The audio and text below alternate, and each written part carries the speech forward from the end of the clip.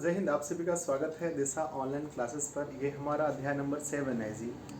इससे पहले 6 अध्याय तक मैंने कंप्लीट करवा दिया आप लोगों को, जिसमें आप लोग श्रम विभाजन, जाति प्रथा से लेकर के बहादुर तक हमने करा दिया है। इसके पहले वाला चैप्टर जो बहादुर था उसे आप लोगों ने बहुत ज़्यादा प्यार दिया और बहुत अच्छे से आप लोगों ने देखा, रिस्पॉन्स भी आपका अच्छा था, इसलिए मैंने ये बड़ा वीडियो स्टार्ट किया।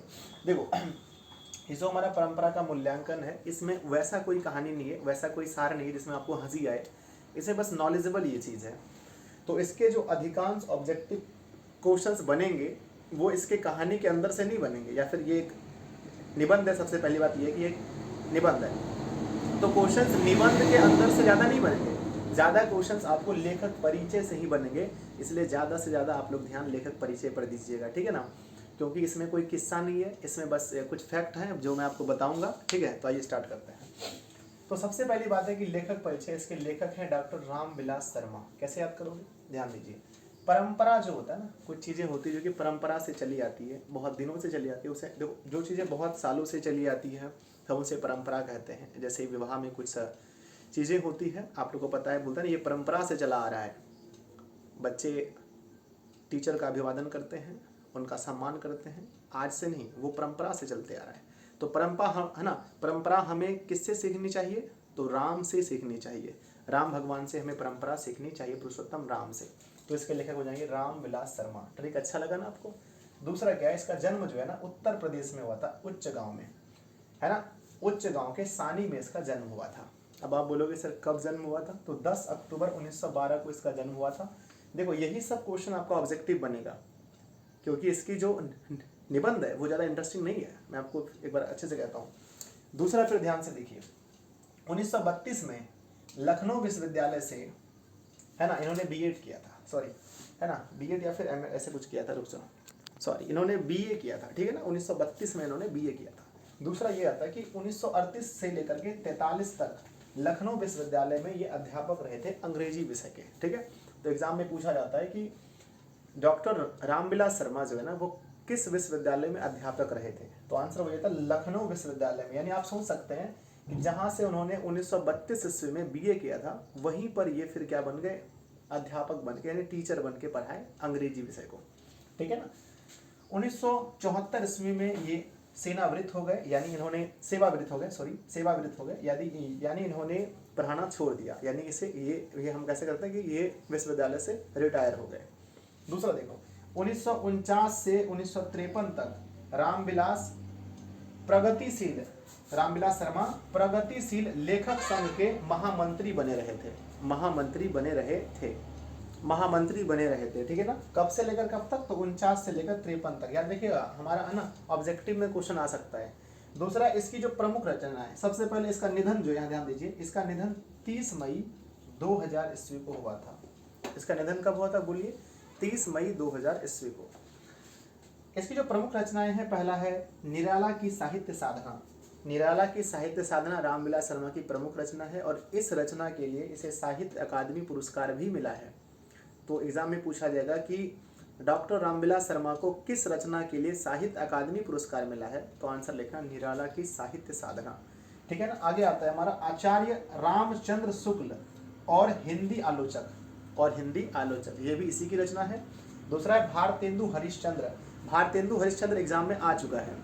तो ये जो क्वेश्चन है हमारा, भारतेंदु हरिश्चंद्र के लेखक कौन है? तो ये हमारा क्या परंपरा है, ये जो ना रामविलास शर्मा, ये क्वेश्चन आ चुका है एग्जाम में। दूसरा है प्रेमचंद और उनका युग, ये भी क्वेश्चन एग्जाम में आया। आप लोगों में से बहुत बच्चों को पता होगा कि ये क्वेश्चन आ चुका है ऑब्जेक्टिव में। भाषा और समाज, ये भी इंपॉर्टेंट है। भारत की भाषा समस्या, ये भी आ चुका है एग्जाम में, ठीक है ना। नेक्स्ट है भारत में अंग्रेजी राज्य और मार्क्सवाद, और फिर है विराम चिन्ह, और लास्ट में बड़े भाई। ये सब ज़्यादा इंपॉर्टेंट नहीं है, लेकिन ये जो मैंने नीचे बताया ये सारे के सारे इंपॉर्टेंट हैं जो कि एग्जाम में पूछे गए हैं। तो ये आपका लेखक परिचय कंप्लीट हुआ। अब चलिए देखते हैं निबंध में क्या है। निबंध को अच्छे से देखते हैं, फिर आपको मैं ऑब्जेक्टिव क्वेश्चन का एक लिंक दूंगा, वहाँ से ऑब्जेक्टिव करोगे, फिर सब्जेक्टिव का लिंक दूंगा, वहाँ से सब्जेक्टिव क्वेश्चन करोगे। इस चैप्टर से जितने नंबर आ सकते हैं मैं आपको अभी तुरंत बताता हूँ। हाँ, तो आइए अब हम देखते हैं मेन चीज़ को जो हमारा निबंध में है। सबसे पहली बात ये है कि इसमें कोई कहानी किस्सा नहीं है, आपको एक निबंध है ना। तो इसमें ये बताया गया कि परंपरा का ज्ञान, आपको ये चीज़ पता होगा ना। एक होता है कि कुछ चीज़ें हैं जो कि पुराने समय में होती थी और वो मध्यकाल में भी हुई और वो वर्तमान काल में भी हो रही है। यानी जो प्राचीन काल में हो रही थी, मध्यकाल में हुई और वर्तमान में हो रही है। उसी तरह से हमारा जो साहित्य है, आपको पता है कि कहानी, कविता, उपन्यास या फिर बाल उपन्यास, नाटक, ये सब क्या है, एक साहित्य का अंग है। ये सब लिखना साहित्य लिखना कहलाता है ना। तो जो कि बहुत पुराने समय की बात है, तो पहले जो साहित्य लिखाता था उसका मुद्दा क्या होता था, या तो गरीबी, या तो मजदूर, या तो राजा के द्वारा लोगों का शोषण, या तो राजा के द्वारा लोगों की को किया गया मदद। ये सब होता था उस समय का मेन जो होता था ना, लिखने का पॉइंट होता था, यानी हम मुद्दा कह सकते हैं। जैसे आप फिल्म को ले लीजिए, आप अगर पुरानी फिल्म देखेंगे तो उसमें क्या होता था, एक विलन होता था और एक हीरो होता था। उसके घर में उसकी माँ बहन कोई भी होता था, उसको विलन उठा के लेके जाता था, तो फिर हीरो उसको मारने के लिए जाता था। लगभग पहले की फिल्म में कुछ देखोगे तो ऐसे करके होते थे। उसके और पीछे जाओगे तो कुछ इतिहास वाला था। अभी वाला ट्रेडिशनल नया नया फिल्म आ गया है। यानी अगर आप देखोगे कि अगर फिल्में बन रही है तो लगभग एक ही किस्म की फिल्में बनती है सब, है ना, इस तरह का होता है। तो उसी तरह से साहित्य का भी होता है। साहित्य में भी सेम फिल्म के जैसा ही होता है कि एक मतलब कि एक ट्रेंड चलता है लिखने का। जैसे अभी का साहित्य है, अगर आप पहले की कहानी से मिलाओगे अभी की कहानी को तो वो बिल्कुल अलग है। कविता मिलाओगे तो बिल्कुल अलग है, ठीक है। तो उसी तरह से क्या लिखा है कि परंपरा का ज्ञान आवश्यक है। देखिए, परंपरा का ज्ञान किसके लिए आवश्यक है? जो लोग साहित्य लिखना चाहते हैं, जो साहित्य के क्षेत्र में युग परिवर्तन करना चाहते हैं, उनके लिए परंपरा का ज्ञान होना बहुत आवश्यक है, ठीक है। कि मतलब अभी कौन सा युग चल रहा है। मान के चलो कि मुझे लेखक बनना है, मान के चलो कि मुझे लेखक बनना है, तो मुझे पहले ये पता करना पड़ेगा कि अभी किस टॉपिक पर ज़्यादा से ज़्यादा लोग पढ़ना चाह रहे हैं, अभी के लोगों को क्या ज़्यादा पसंद है, ठीक है। बच्चों, हमारा घर सड़क के किनारे है, इसलिए मुझे बार बार वीडियो को पॉज करना पड़ता है क्योंकि ट्रक इधर से जाता आता है। तो आप समझ सकते हो कि जो 15 मिनट का वीडियो आप देखोगे उसको बनाने में 2.5 घंटे मुझे लगे, लगभग 2.5 घंटे लगे इस वीडियो को बनाने में, जिसको आप मात्र 15 मिनट में देखोगे। चलिए अब देखते हैं। तो हमने क्या बोला कि अगर आप लेखक बनना चाहते हैं या फिर कभी, तो आपको ये पता करना पड़ेगा कि अभी इस टाइम में, प्रेजेंट टाइम में लोग क्या देखना पसंद करते हैं। जैसे अगर अभी कोई अगर मूवी बनती है तो पहले ये तय किया जाता है कि आज का अभी जो ऑडियंस है, आजकल के जो लड़के हैं, आजकल की जो लड़कियां हैं, आजकल के जो लोग हैं, वो क्या देखना पसंद करते हैं। जो देखना पसंद करते हैं वैसी ही फिल्म बनती है। तो आपको लिखना भी वही है जो लोग पढ़ना पसंद करते हैं, ठीक है ना, जो लोग पढ़ना पसंद करते हैं। फिर देखिए यहाँ पर इसमें कुछ भी ज़्यादा नहीं है, बस यही कि परंपरा का ज्ञान उसके लिए आवश्यक है जो साहित्य लिखना चाहते हैं, साहित्य में युग परिवर्तन करना चाहते हैं। नेक्स्ट है, साहित्य मनुष्य के संपूर्ण जीवन का संबंध है। देखो, साहित्य का संबंध मनुष्य के संपूर्ण जीवन से है। ऐसा नहीं हम बोलेंगे 5 साल 10 साल है, नहीं। आप जब से आपको पढ़ना लिखना स्टार्ट किए हैं तब से लेकर के जब तक आप बूढ़े हो जाएंगे, जब तक मर नहीं जाते, तब तक साहित्य का संबंध आपके जीवन में रहेगा। नेक्स्ट है, 19वीं और 20वीं सदी के जो कवि हैं, इन दोनों में बहुत ज़्यादा अंतर देखने को मिलता है।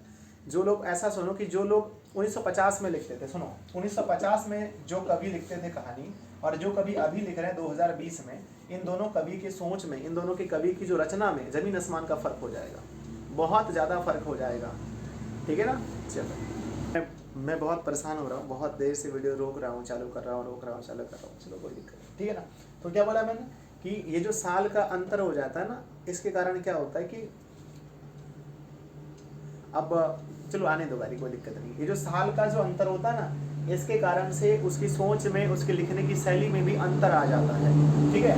यहाँ पर देखो क्या लिखा है कि इसलिए क्या हमने लिखा है, नकल करके साहित्य लिखना उधम यानी कि निम्न कोटि का होता है। आपके एग्जाम में क्वेश्चन आएगा कि नकल करके साहित्य लिखना किस कोटि का होता है, तो लिखना कि निम्न कोटि का होता है, सबसे गलत होता है नकल करके किसी का साहित्य लिखना। मान के चलो किसी ने कहानी लिखा, आप उसी का कॉपी करके आपने भी लिख दिया, तो ये सबसे घटिया काम है, ठीक है ना। आगे चलते हैं। यदि मनुष्य परिस्थितियों के नियामक नहीं है तो परिस्थितियां भी मनुष्य की नियामक नहीं है। कहने का अर्थ ये होता है कि अगर आप परिस्थिति के अनुसार नहीं चलते हैं, अगर आप परिस्थिति के अनुसार नहीं चलते हैं तो परिस्थिति भी आपके अनुसार नहीं चलेगी। इसलिए कहते हैं कि जब जो समय हो उसके अनुसार इंसान को चलना चाहिए। इस लाइन को याद रखिएगा कि यदि मनुष्य परिस्थिति के नियामक नहीं है तो परिस्थितियां भी मनुष्य की नियामक नहीं है। यह किस पाठ से लिया गया है? तो यह लिया गया है, आपको पता होना चाहिए, है ना, इसका नाम क्या, परंपरा के मूल्यांकन से। इसके रचनाकार कौन है? तो रामविलास शर्मा इसके रचनाकार हैं। ये क्वेश्चन एग्जाम में आया है, आप लोग याद कीजिए, कहीं ना कहीं देखे होंगे आप लोग, ठीक है। या फिर चलो, साहित्य के निर्माण में प्रतिभाशाली मनुष्यों की भूमिका निर्णायक है। जो प्रतिभाशाली लोग होते हैं, आप लोग में से बहुत सारे स्टूडेंट हैं जो कि प्रतिभाशाली हैं, बहुत अच्छा नॉलेज रखते हैं, तो आप लोगों का जो है, आप लोगों की जो भूमिका है इसमें निर्णायक होगी। और याद रखिए कि हिटलर ने सोवियत संघ पर आक्रमण किया था। सोवियत संघ पर हिटलर ने आक्रमण किया था। एग्जाम में क्वेश्चन पूछा जाएगा कि हिटलर ने कहाँ आक्रमण किया था, आंसर बोलिएगा सोवियत संघ पर। सोवियत संघ पर आक्रमण किसने किया था? हिटलर ने। अगर आप इसको किताब को पढ़ोगे ये वाला परंपरा का मूल्यांकन, तो आपको बिल्कुल बोरिंग फील होगा, आपको अच्छा फील नहीं हो, क्योंकि इसमें कुछ चीज़ें मतलब है ना, वैसा कोई इंटरेस्ट चीज़ है नहीं, फिर भी मैं ऐसे इंटरेस्ट बनाने का प्रयास कर रहा हूँ, खोज खोज के चीज़ें मैं आपको बता रहा हूँ, ठीक है ना। नेक्स्ट देखो क्या लिखा है। सोवियत संघ में बहुजातीय राष्ट्रीयता का पुनर्जागरण हुआ है। एग्जाम में पूछेगा कि बहुजातीय राष्ट्रीयता का पुनर्जागरण कहाँ हुआ है? सोवियत संघ में। सोवियत संघ में किसका पुनर्जागरण हुआ है? बहुजातीय का, है ना। नेक्स्ट है 1917 में रूसी और गैर रूसी जातियों के आपसी संबंध में बड़ा परिवर्तन हुआ था।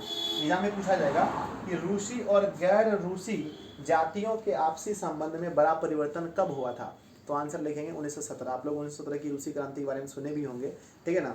तो क्रांति में रूसी और गैर रूसी जातियों में काफ़ी है ना अंतर हो गया था, यानी परिवर्तन हो गया था। तो देखिए यही है, इसमें ज़्यादा कुछ है नहीं। अब आप लोग बताओगे सर इसमें कितने नंबर आएंगे? इससे देखिए कम से कम एग्जाम में आपके 3 ऑब्जेक्टिव क्वेश्चन आएंगे इस चैप्टर से, और 1 क्वेश्चन सब्जेक्टिव आएंगे। तो 3 और 2 5 नंबर का ये पूरा चैप्टर है।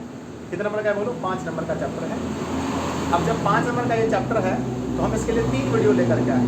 बोले कितनी वीडियो? 3 वीडियो। पहला वीडियो ये है जिसमें मैंने आपको ये बताया, ज़्यादा क्वेश्चन लेखक परिचय से आएगा, आप मेरे ऊपर भरोसा कीजिए। तो आप लेखक परिचय को ही 2 बार अच्छे से देख लेना, ठीक है ना। तो अब इसके बाद आएगा हमारा ऑब्जेक्टिव का, चाहिए लिंक डिस्क्रिप्शन में है, वहाँ से जाके ऑब्जेक्टिव का टेस्ट लगा लो। ऑब्जेक्टिव के बाद फिर एक वीडियो और मिलेगा सब्जेक्टिव का, जैसा कि मैं हर बार करता हूँ। सब्जेक्टिव भी कर लो, ठीक है ना। देखो इंटरेस्टिंग अगर बात होता तो मैं ज़रूर बताता, ज़्यादा कुछ इसमें है नहीं। नेक्स्ट चैप्टर में देखते हैं, होगा तो हम ज़रूर बताएंगे। जय हिंद, मिलते हैं अगली वीडियो में। लेकिन आप लोग वीडियो को लाइक कर दीजिएगा, होता है कुछ कुछ इसमें कहानी नहीं होती तो हम क्या करें, ठीक है ना। और चैनल पर पहली बार तो सब्सक्राइब कर लीजिएगा। अगर आपने इससे पहले वाली वीडियोस नहीं देखी है तो लिंक डिस्क्रिप्शन में है, 1 से लेकर 6 तक, और पूरा वर्णिका का मैंने पढ़ा दिया, पूरा हिस्ट्री का ऑब्जेक्टिव करा दिया है। सारा लिंक नीचे डिस्क्रिप्शन में, नीचे जाओ देखो, या फिर यहाँ पर आई बटन पर दिया होगा, ऊपर यहाँ पर होता है आई बटन, यहाँ से देख लीजिए, है ना। और हंसते रहिए, मुस्कुराते रहिए, पढ़ते रहिए, हिंदी बहुत जल्दी खत्म कर दूंगा।